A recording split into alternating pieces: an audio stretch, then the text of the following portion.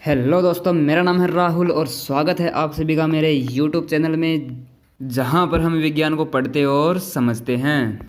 एक विशेष बात मैं आपको पहले ही बता देता हूं कि यहां पर आपको प्रत्येक क्लास की साइंस की बुक का कंप्लीट कोर्स मिलने वाला है। तो अगर चैनल पर नए हो तो चैनल को सब्सक्राइब करके पास वाले बेल आइकन को जरूर दबा लेना। तो आइए शुरू करते हैं। हेलो स्टूडेंट्स, एक बार फिर से स्वागत है आप सभी का वर्मा साइंस क्लासेस में, जहां पर आज हम पढ़ने वाले हैं मानव तंत्र में एक नया तंत्र रक्त परिसंचरण के बारे में। दोस्तों, वीडियो शुरू करने से पहले आपको बता दूं कि हम पिछले कुछ पार्ट्स में पाचन तंत्र के बारे में पढ़ चुके हैं, साथ ही श्वसन तंत्र के बारे में भी हमने पढ़ लिया। आज हम पढ़ेंगे रक्त परिसंचरण तंत्र के दूसरा पार्ट। रक्त के बारे में हमने पिछले पार्ट में देख लिया कि रक्त क्या होता है, किस किस से मिलकर बना होता है। हमने देखा कि रक्त आरबीसी, डब्ल्यूबीसी और बिंबाणु, लाल रक्त कणिका, श्वेत रक्त कणिका और बिंबाणु इसके पार्ट होते हैं। मतलब रक्त के कार्य भी हमने देख लिए। आज हम परिसंचरण तंत्र के बारे में देखेंगे। रक्त परिसंचरण तंत्र के बारे में देखने से पहले हम देखेंगे रक्त के प्रकार। जी हाँ दोस्तों, अब हम पढ़ेंगे सबसे पहले रक्त के प्रकार कि भाई रक्त कितने प्रकार का हो सकता है, इसके बारे में हम देखने वाले हैं। देखो भाई, रक्त के प्रकार कितने होते हैं। प्रकार तो देखेंगे, लेकिन हमें किसके आधार पर देख रहे हैं, प्रकार किसके आधार पर रक्त को विभाजित कर रहे हैं वो देखेंगे। तो हम क्या बोल सकते हैं कि जो हमारे रक्त होती है उसके अंदर लाल रक्त कणिकाएं पाई जाती हैं। सबको पता है, पिछले पार्ट में हमने देखा था। तो जो लाल रक्त कणिकाएं होती है उनके ऊपर क्या पाए जाते हैं, कुछ प्रतिजन पाए जाते हैं, कुछ विशेष प्रकार के प्रतिजन पाए जाते हैं। उन प्रतिजनों के आधार पर हम रक्त को विभाजित करते हैं और 4 भागों में विभाजित करते हैं। देखिए कैसे करते हैं। क्या बोलेंगे कि रक्त में स्थित आरबीसी, क्या बोलेंगे, रक्त में स्थित आरबीसी मतलब क्या, आरबीसी का मतलब सबको पता है, रेड ब्लड सेल। आरबीसी पर कुछ विशेष प्रकार के प्रतिजन पाए जाते हैं। क्या बोलेंगे, कुछ विशेष प्रकार के प्रतिजन पाए जाते हैं। लिख देंगे इस बात को, कुछ विशेष प्रकार के प्रतिजन पाए जाते हैं। ठीक है, विशेष प्रकार के प्रतिजन ए तथा बी, कौन कौन से, ए तथा बी पाए जाते हैं। ठीक है, ए तथा बी पाए जाते हैं, जिनके आधार पर है ना, ये जो प्रतिजन है ए और बी, इनके आधार पर क्या करते हैं, इनके आधार पर रक्त को, किसको, रक्त को 4 भागों में बांटा गया है। कितने भागों में बांटा गया है, 4 भागों में बांटा गया है। अब ये 4 भाग कौन कौन से हैं उनके बारे में देखेंगे। ठीक है, 4 भागों में बांटा गया है। तो वो 4 ग्रुप, 4 समूह कौन कौन से हो जाएंगे देखेंगे। देखो मैं लिख रहा हूँ यहाँ पे ब्लड ग्रुप है ना, मतलब रक्त समूह है। देखो मैंने 4 ग्रुप बताए कौन कौन से। ब्लड ग्रुप ए लिख दिया मैंने सबसे पहले, ब्लड ग्रुप बी, और तीसरा एबी ब्लड ग्रुप आपने सुना होगा, और चौथा है ब्लड ग्रुप ओ। अब ये कैसे, इनका नाम कैसे पड़ा, देखो ये देखते हैं सबसे पहले यार हम, है ना। तो हमने किसके आधार पर, प्रतिजन ए और बी जो आरबीसी के ऊपर है ना प्रतिजन, उसके आधार पर बांटा है। तो क्या लिखेंगे यहाँ पर कि व्यक्ति के शरीर, व्यक्ति के सीधे बोलेंगे, व्यक्ति के रक्त में स्थित, व्यक्ति के रक्त में स्थित आरबीसी, क्या, आरबीसी पर उपस्थित प्रतिजन, कौन सा प्रतिजन उपस्थित होगा, इसके आधार पर देखेंगे हम, है ना। देखो अब ध्यान से समझना इस बात को। ठीक है, देखो मैंने क्या बोला, 4 भागों में बांटा, ए बी और ओ, है ना। तो जिसका ब्लड ग्रुप ए होगा उसके जो रक्त में आरबीसी है उसके ऊपर कौन सा प्रतिजन उपस्थित होगा, उसके ऊपर रहेगा ए प्रतिजन उपस्थित रहेगा। ठीक, इतनी बात समझ में आई। अच्छा, जो ब्लड ग्रुप बी है उसके ऊपर रहेगा बी प्रतिजन उपस्थित रहेगा। जिसका ब्लड ग्रुप ए बी है उसके ऊपर ए तथा बी, जिस व्यक्ति का ब्लड ग्रुप क्या है, ए बी है, उसकी आरबीसी के ऊपर क्या रहेंगे, ए तथा बी दोनों प्रतिजन रहेंगे। ठीक है, याद रखना इस बात को, दोनों प्रतिजन। सिंपल सी बात है। अब देखो, जिसका ब्लड ग्रुप O है उसकी आरबीसी पर क्या रहेंगे। जैसे देखो ये आरबीसी होती है ना, इसकी सतह पर मैंने बोला कुछ प्रतिजन पाए जाते हैं। इनके आधार पर क्या बोलते हैं, इसको विभाजित करते हैं, ब्लड ग्रुप में बांटते हैं ए बी और O, है ना। तो जिसका ब्लड ग्रुप O है उसकी आरबीसी पर कौन सा प्रतिजन रहेगा, उसके ऊपर रहेगा कोई भी नहीं, कोई नहीं। ठीक है, मतलब इस ऐसा व्यक्ति जिसका ब्लड ग्रुप O है उसकी आरबीसी के ऊपर ना तो प्रतिजन A रहेगा और ना ही प्रतिजन D रहेगा। ये बात आपको समझ में आ गई कि ब्लड ग्रुप कैसे विभाजित करते हैं, कि किसका ब्लड ग्रुप A है किसका B है, ये किस आधार पर बांटते हैं। अब देखो एक छोटी सी बात और बताता हूँ आपको, वो बात क्या है देखो यहाँ पर समझो आप। तो दोस्तों इसके अलावा देखो ये जो प्रतिजन है ना, A और B प्रतिजन प्रोटीन होते हैं ना, तो A और B के अलावा भी एक और प्रतिजन पाया जाता है ना। जैसे यहाँ पर किसी के A मिल गया, किसी के B मिल गया, लेकिन A और B के अलावा एक और प्रतिजन होता है जिसको हम बोलते हैं RH कारक, है ना, RH प्रतिजन इसको बोलते हैं। अब देखो कि जो लाल रक्त कणिकाएं हैं आरबीसी, इनके ऊपर A या B में से कुछ उपस्थित होगा, है ना, इन चारों में से कोई ना कोई ब्लड ग्रुप होगा उसका। साथ ही एक और प्रतिजन जिसका नाम होता है RH, अगर ये उपस्थित है तो इसके आधार पर भी रक्त को दो भागों में बांट दिया जाता है, दो समूह बना दिए जाते हैं। अब जैसे मान लो आपको उदाहरण देके बताता हूं मैं, कोई व्यक्ति है ना, उसका ब्लड ग्रुप मान लिया मैंने A है, ब्लड ग्रुप क्या है, A है। A क्यों होगा, क्योंकि उसकी आरबीसी के ऊपर कौन सा प्रतिजन मिलेगा, A प्रतिजन मिलेगा, है ना। मान लो ये उसकी आरबीसी है, उसके ऊपर A प्रतिजन तो है ही, लेकिन साथ में अगर उसके RH प्रतिजन भी है, यहाँ पर मान लो RH प्रतिजन भी है, तो इसका जो ब्लड ग्रुप होगा वो क्या होगा, A पॉजिटिव। क्या रहेगा, A पॉजिटिव रहेगा। क्यों, क्योंकि RH उपस्थित है। और मान लो इसके ऊपर A के साथ साथ RH उपस्थित नहीं हो तो हम बोलेंगे कि इसका ब्लड ग्रुप क्या होगा, A नेगेटिव। क्या होगा, A नेगेटिव होगा इसका। इतनी बात समझ में आ गई होगी उम्मीद करता हूं।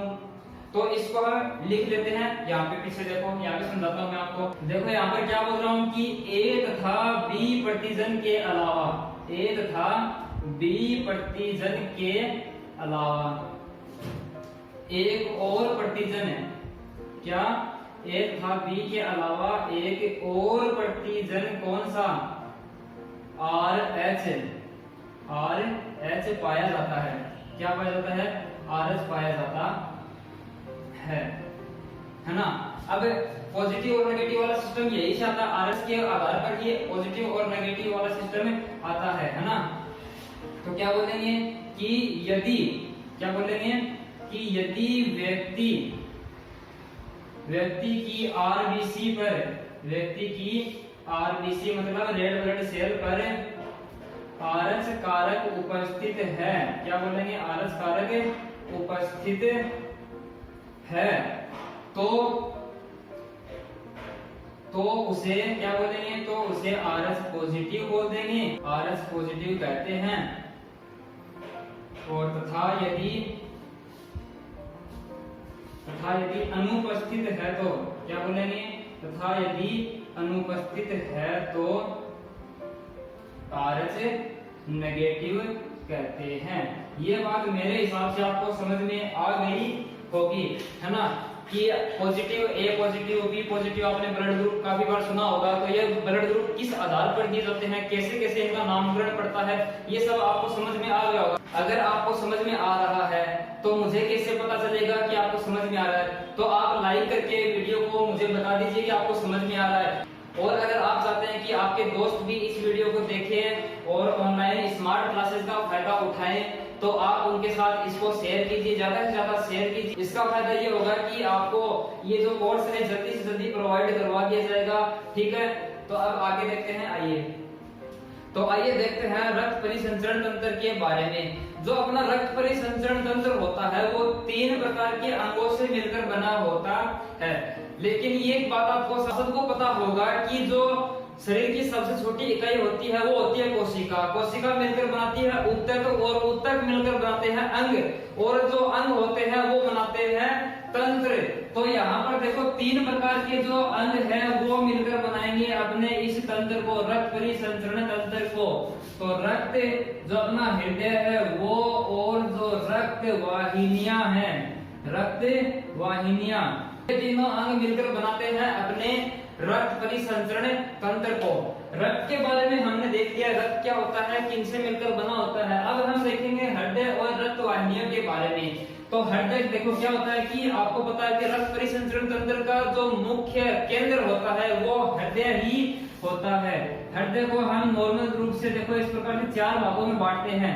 ये वाला भाग ना, ये वाला भाग, ये वाला भाग कौन सा होता है, दायां भाग। कौन सा, दायां भाग। और ये वाला भाग होता है बायां भाग। जैसे मैं खड़ा हूं, जो मेरा दायां है वो हृदय का भी दायां होगा, और जो मेरा बायां है वो हृदय का भी बायां होगा।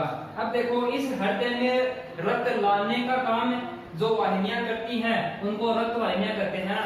मतलब कि हमारे पूरे शरीर से रक्त को लाएंगी हृदय में, और ही फिर जो शुद्ध रक्त होगा उस शुद्ध रक्त को वापस से पूरे शरीर तक पहुंचाने के लिए जो वाहिनियां होती हैं, लाने और ले जाने के लिए जो नलिकाएं पाई जाती है उनको क्या कहते हैं, रक्त वाहिनियां कहते हैं। सीधी सी परिभाषा बोलूं तो अशुद्ध रक्त को हृदय में लाने और शुद्ध रक्त को संपूर्ण शरीर में पहुंचाने का कार्य करने वाली नलिकाओं को रक्त वाहिनियां कहते हैं। अब रक्त वाहिनियां भी 2 प्रकार की होती हैं। देखो कौन कौन सी, जो अपने शरीर से अशुद्ध रक्त को हृदय में लेकर आएंगी उन वाहिनियों को क्या कहेंगी, उन वाहिनियों को क्या कहेंगे, शिरा कहेंगे। ठीक है। और जो शुद्ध रक्त होगा उसको इस हृदय से बाहर लेकर के जाएंगी और पूरे शरीर तक पहुंचाएगी शुद्ध रक्त को, उनको क्या कहेंगे, धमनियां कह देंगे। इतनी बात आपको सबको समझ में आ गई कि रक्त वाहिनियां 2 प्रकार की हो सकती है। कौन कौन सी, शिरा और धमनी। ठीक है। अब हम देखते हैं हृदय के बारे में। तो मैंने बताया कि जो अपना हृदय होता है वो बंद मुट्ठी के आकार का, लगभग इतना बड़ा मुट्ठी के आकार का एक मांसल भाग होता है, लाल रंग का भाग होता है ना, लचीला होता है, जो क्या करता है, हमारे शरीर में रक्त को पंप करने का काम करता है। ठीक है। तो सबसे पहले देखो नॉर्मल कच्चा सा डायग्राम बना करके इसको जल्दी से समझ लेते हैं, फिर इसके बारे में एक एक पॉइंट को विस्तार से देखेंगे। तो जो हमारा हृदय होता है वो नॉर्मल रूप से 4 भागों में बटा होता है। ऊपर वो वाले 2 भाग को क्या बोलते हैं, आलिंद बोलते हैं, और नीचे वाले दोनों भागों को निलय बोलते हैं। अच्छा, जो दायां भाग है, दायां भाग है ऊपर वाला, उसको दायां आलिंद, बायां भाग उसको बायां आलिंद, और ये दायां निलय और ये बायां निलय। ठीक है, ये समझ में आ गई आपको बात। अब देखो जो मैंने बताया कि जो शिरा होती है अशुद्ध रक्त को शरीर से हमारे हृदय के अंदर लेकर के आती है, और ये जो अशुद्ध रक्त है निलय के द्वारा पंप करके यहाँ से पंप करेगा, और पंप करने के बाद में ये जाएगा अपने फेफड़ों के अंदर। कहाँ पे जाएगा, फेफड़ों के अंदर, और यहाँ से शुद्ध होकर आएगा अपने इस भाग में, बाएं आलिंद में आएगा। ठीक है। बाएं आलिंद में आने के बाद में नीचे जाएगा, और फिर यहाँ से वापस पंप होगा, और पंप होने के बाद में अपना ये जाएगा अपने शरीर के अंदर जाएगा। ठीक है। ये देखो वापस से समझा रहा हूँ इस बात को। मैंने क्या बोला कि शरीर से अशुद्ध रक्त आएगा, आलिंद में आएगा, फिर यहाँ से दाएं भाग से गुजरेगा, और पंप होने के बाद में फेफड़ों में जाएगा, और यहाँ से शुद्ध हो जाएगा, और शुद्ध होने के बाद में वापस से जाएगा अपने हृदय में। हृदय इसको पंप करेगा, और पंप करके काम भेज देगा, वापस से शुद्ध रक्त को अपने शरीर के अंदर भेज देगा। तो इस प्रकार से जो तंत्र है इस प्रकार से संपन्न होता है। अब देखो यहाँ पर एक बात समझने की है कि शरीर से रक्त आया, एक बार हृदय से गुजरा, ठीक है, गुजरने के बाद फेफड़ों में चला गया, एक बार गुजर गया। अब यहाँ से शुद्ध होने के बाद में वापस से क्या करेगा, हृदय से गुजरेगा, और फिर जाएगा वापस अपने शरीर में। मतलब इस एक चक्कर में जो रक्त है वो अपने हृदय से 2 बार गुजरता है, इसलिए इसको दोहरा परिसंचरण या फिर द्विसंचरण भी कहते हैं। दोहरा परिसंचरण की परिभाषा पूछते हैं, वो भी हम पढ़ेंगे। तो आइए इस सभी बातों को हम लिख लेते हैं, लिख करके पॉइंट वाइज समझ लेते हैं। तो अगर कोई आपसे पूछ ले कि परिसंचरण तंत्र, रक्त परिसंचरण तंत्र किसे कहते हैं, तो आप परिभाषा क्या दोगे कि रक्त हृदय तथा रक्त वाहिनियों के सम्मिलित रूप से बने एक तंत्र को क्या कहते हैं? रक्त परिसंचरण तंत्र कहते हैं। परिभाषा आप बता सकते हो आसानी से, छोटी सी परिभाषा है, एकदम आसान परिभाषा है। अब हम देखते हैं और इसके बारे में, परिसंचरण तंत्र के बारे में मुख्य मुख्य बातें कि जो ये परिसंचरण तंत्र होता है ये क्या होता है? मानव में बंद परिसंचरण होता है। बंद परिसंचरण के बारे में मैंने क्या बताया कि जो रक्त है वो नलिकाओं में बंद रूप से एक बंद परिपथ के रूप में गमन करता है, चक्कर लगाता है, तो इसलिए हम क्या बोलते हैं? बंद परिसंचरण तंत्र भी बोलते हैं। ठीक है। अच्छा, इसके बाद में हम क्या बोल सकते हैं कि इस परिसंचरण में रक्त के अलावा एक और द्रव जैसा पदार्थ होता है जिसको हम क्या बोलते हैं? लसिका बोलते हैं, वो भी पाया जाता है, लेकिन वो बंद नलिकाओं के रूप में, परिपथ के रूप में गमन नहीं करता, इसलिए उसको क्या कहते हैं? जो कि एक खुला तंत्र होता है और उस तंत्र का नाम होता है लसिका तंत्र होता है ना। एक द्रव पदार्थ होता है, वो भी इसी प्रकार रक्त के जैसे ही इस अपने शरीर के अंदर द्रव रूप में उपस्थित होता है और खुला तंत्र के अंदर गमन करता है और उस तंत्र का नाम होता है लसिका तंत्र। ठीक है। अच्छा, अब हम देखते हैं कि हृदय इस परिसंचरण तंत्र का केंद्र होता है। वही क्या बोल सकते हैं कि जो हृदय होता है इस पूरे परिसंचरण तंत्र के केंद्र में स्थित होता है, जो कि सभी गतिविधियों को क्रियान्वित करता है, नियंत्रित करता है ना। जो रक्त को निरंतर क्या करता है? पंप करता रहता है। अगर ये रक्त को पंप नहीं करेगा तो सभी स्थानों तक, शरीर के सभी स्थानों तक रक्त नहीं पहुंचेगा और वहां से अशुद्ध पदार्थों को, अशुद्ध वायु को अपने अंदर घोल करके अपने फेफड़ों तक नहीं ले जा सकेंगे और अपने जो शरीर की क्रियाविधि है वो एकदम से ठप पड़ जाएगी। और अगर ये जो रक्त को पंप करना, निरंतर पंप करना बंद कर दे हृदय, तो हमारी मृत्यु हो सकती है तुरंत ही, है ना। अब देखो आगे, हृदय के बारे में देख लिया हमने। क्या बोला कि जो रक्त परिसंचरण तंत्र है वो रक्त से, हृदय से और रक्त वाहिनियों से मिलकर बना होता है। अच्छा, रक्त वाहिनियां और हृदय के बारे में देखो। हृदय के बारे में थोड़ा विस्तार से आगे पढ़ेंगे। सबसे पहले देख लेते हैं रक्त वाहिनियों के बारे में। रक्त वाहिनियां क्या होती है, वो परिभाषा पूछ ले आपसे।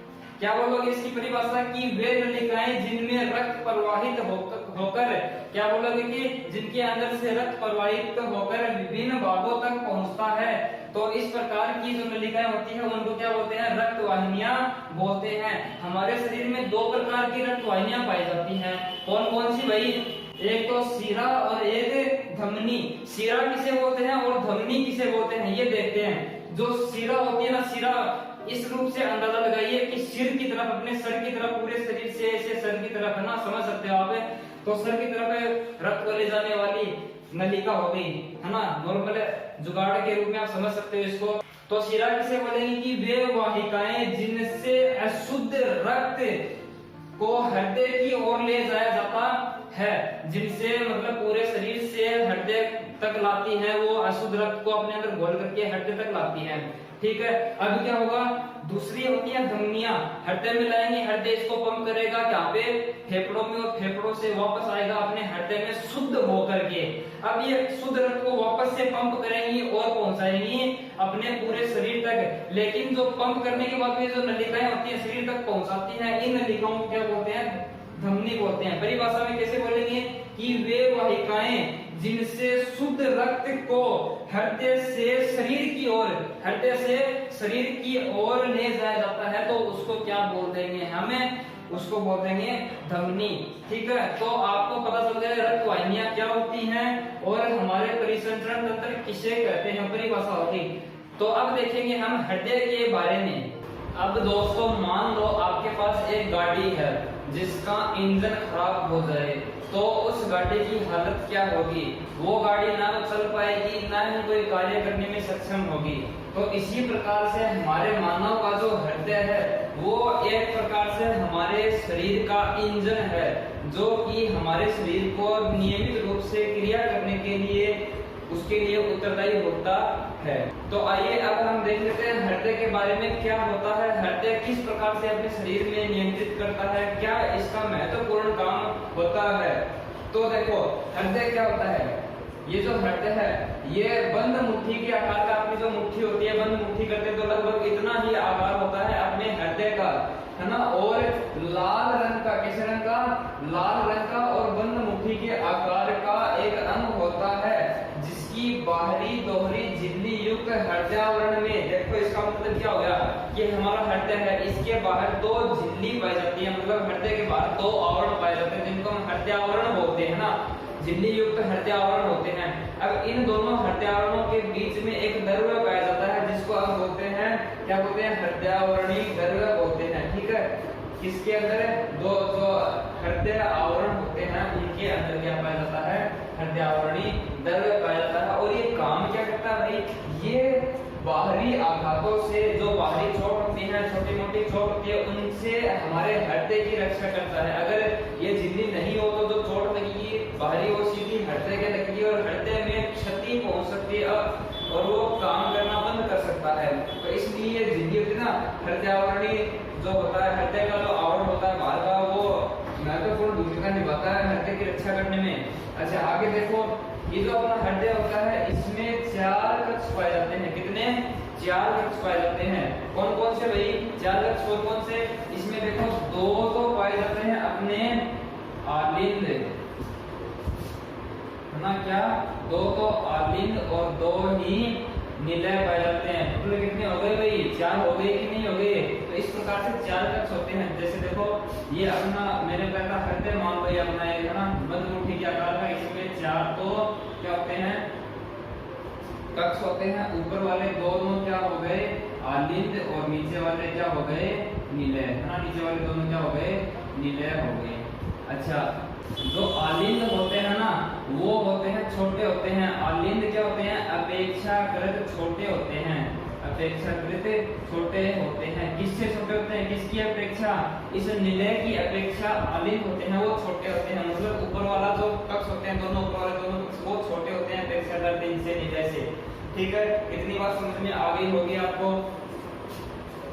अब देखो क्या बोलेंगे कि क्या बोलेंगे कि बायां आलिंद और निलय द्विवरण कपाट से जुड़े रहते हैं। द्विवरण कपाट को क्या बोलते हैं, एट्रियो वेंट्रिकुलर, क्या बोलेंगे, एट्रियो वेंट्रिकुलर वॉल होते हैं, उनसे जुड़े रहते हैं। देखो कैसे बताया कि जैसे 4 तो कक्ष होते हैं लेकिन जो बायां भाग है, बाएं भाग में एक ऊपर वाला आलिंद और नीचे वाला निलय होता है। तो ये दोनों, इन दोनों के मध्य क्या पाए जाते हैं, एक द्विवर्णीय कपाट पाए जाते हैं इस तरीके से, है ना, जिससे होकर रक्त आलिंद से निलय में आता है ना। तो इस वाल्व को क्या बोलते हैं, इस वाल्व को बायां एट्रियो वेंट्रिकुलर वाल्व बोलते हैं। इससे जुड़े रहते हैं बायां आलिंद और बायां निलय। इतनी बात समझ में आ गई। अच्छा आगे देखो, अब बात करते हैं दायां आलिंद और निलय। इधर वाले दायां आलिंद और निलय त्रिवलक एट्रियो वेंट्रिकुलर वाल्व से जुड़े रहते हैं। ये जो आलिंद और निलय है इसके अंदर क्या पाए जाते हैं, त्रिवलक, है ना, त्रिवलक एट्रियो वेंट्रिकुलर वाल्व पाए जाते हैं, है ना। जिससे क्या, ये काम क्या करते हैं, देखो भाई ये वाल्व होते हैं ना, ये अपने रक्त को विपरीत दिशा में जाने से रोकते हैं। अगर ये वाल्व है तो ये रक्त को नीचे की तरफ ही लाएगा। ऐसा नहीं होगा कि जो रक्त है वो उल्टा चला जाएगा वापस ऊपर की तरफ, ऐसा नहीं होगा। ऐसा काम करने से रोकते हैं, मतलब रक्त को विपरीत दिशा में जाने से रोकते हैं ये वाल्व। ये काम होता है इन वाल्व का, ठीक है। और ये जो दायां भाग और बायां भाग है ना, ये एक झिल्ली के द्वारा पृथक रहता है, इनके मध्य झिल्ली रहती है। तो झिल्ली के द्वारा हृदय है वो दायां और बायां दो भागों में बटा रहता है, ठीक है। देखो क्या बोल रहे हैं, दायां आलिंद और निलय त्रिवलक एट्रियो वेंट्रिकुलर वाल्व से जुड़े रहते हैं जो कि रक्त को विपरीत दिशा में बहने से रोकते हैं। इतनी बात समझ में आ गई। वाल्व का कार्य आपको पूछ सकता है कि वाल्व का कार्य क्या होता है हमारे हृदय में, ठीक है। अब बात करते हैं आलिंद और निलय।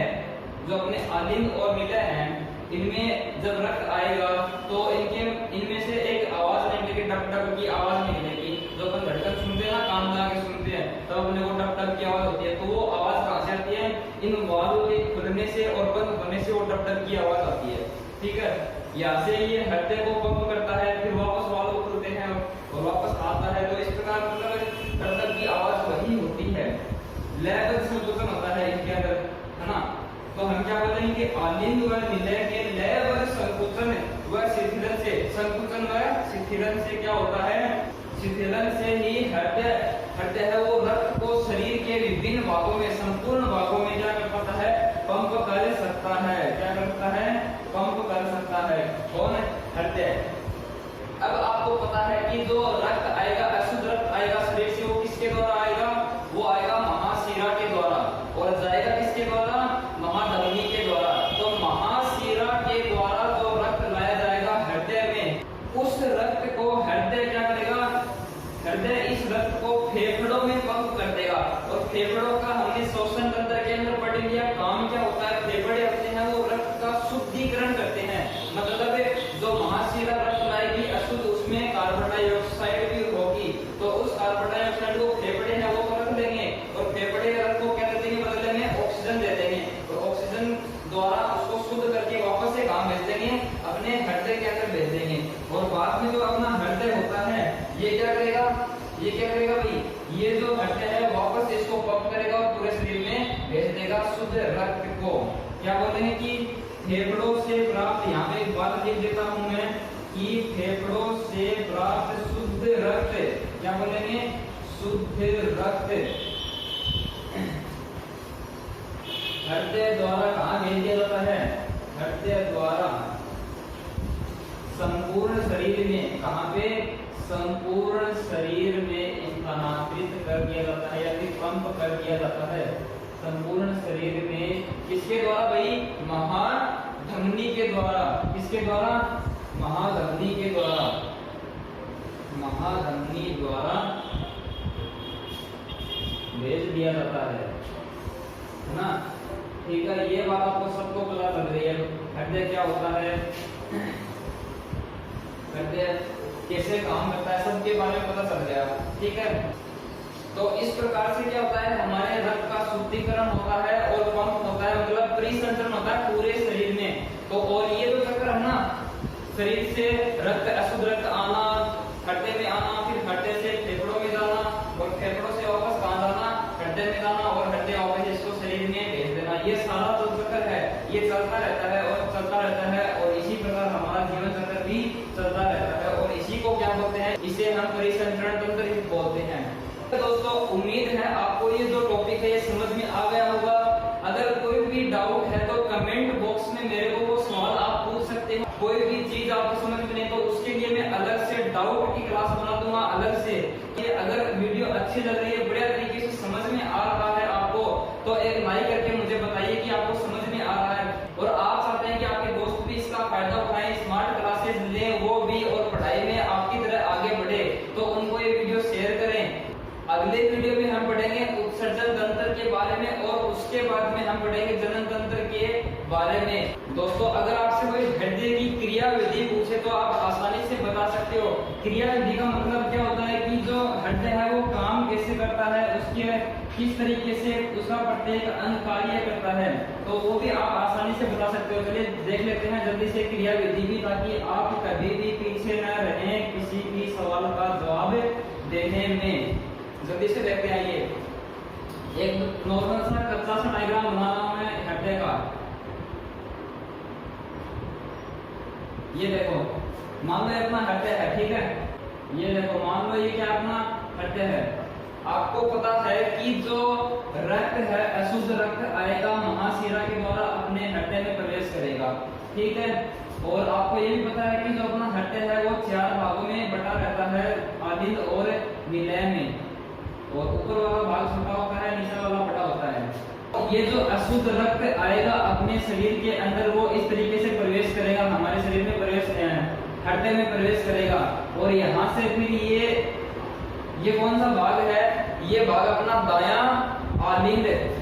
आलिंद से क्या करेगा, ये प्रवेश करेगा, और फिर ये रक्त को भेजेगा दाएं निलय में। कहाँ पे, दाएं निलय में भेजेगा। और यहाँ पर ये जो पेशियां होती है ये क्या करेगी, इसको जैसे ही रक्त आएगा उसको पंप कर देगी, और पंप करने के बाद में ये जाएगा ऊपर की तरफ। यहाँ पर भी क्या लगे रहते हैं, वाल्व लगे रहते हैं, है ना। ये वाल्व है ना, इसको वाल्व आवश्यकता है उल्टी दिशा में जाने से रोकते हैं। ये क्या करेंगे, इस रक्त को भेजेंगे कहाँ पे, ये इस रक्त को भेजेंगे कहाँ पे, फेफड़ों में भेजेंगे। कहाँ पे भेजेंगे, फेफड़ों में भेजेंगे। फेफड़े क्या करेंगे, इसको शुद्ध करेंगे, इसी रक्त को क्या करेंगे, शुद्ध करके इसको भेजेंगे अपने हृदय में वापस। लेकिन इस बार भेजेंगे बाएं निलय में। कहाँ पे, नहीं बाएं आलिंद में भेजेंगे। कहाँ भेजेंगे, बाएं आलिंद में भेजेंगे। और इसी प्रकार यहाँ पर भी क्या होते हैं, कपाट लगे रहते हैं और जो रक्त को विपरीत दिशा में जाने से रोकते हैं। जैसे ही आलिंद से रक्त निलय में प्रवेश करेगा तो ये क्या करेंगे, ये इसको क्या करेगा, पंप करेगा। क्या करेगा, पंप करेगा। और पंप करके वापस ऊपर की तरफ इसको भेज देगा। और यहाँ से फिर जो ये रक्त है ये चला जाएगा, यहाँ से होते हुए विशेष नलिका के द्वारा होते हुए अपने पूरे शरीर में भेज दिया जाएगा। ठीक है, कहाँ पे भेज दिया जाएगा, अपने पूरे शरीर में भेज दिया जाएगा। अपने पूरे शरीर में भेज दिया जाएगा। वापस शरीर से आया और वापस ही कहाँ चला जाएगा, शरीर में चला जाएगा। ठीक है, तो ये एक कच्चा सा डायग्राम था आपको समझाने के लिए। आप इसको विस्तार से लिख सकते हो। अगर पूछे हृदय की कार्य विधि बताएं तो कैसे बताओगे कि शरीर से अशुद्ध रक्त आलिंद में आता है, आलिंद इसको निलय में भेजता है और निलय पंप करके इसको फेफड़ों में भेजता है, फेफड़े रक्त को शुद्ध करके आलिंद में, कौन से आलिंद में, बायां आलिंद में भेजता है। और बायां आलिंद इसको जो बायां निलय है उसमें भेजता है और बायां निलय इसको पंप करके पुनः अपने शरीर में भेज देता है। ये हो गई इसकी क्रिया विधि। अगले वीडियो में हम पढ़ेंगे उत्सर्जन तंत्र के बारे में और उसके बाद में हम पढ़ेंगे जनन तंत्र के बारे में। तो ठीक है दोस्तों, आज की वीडियो में इतना ही, मिलते हैं अगले वीडियो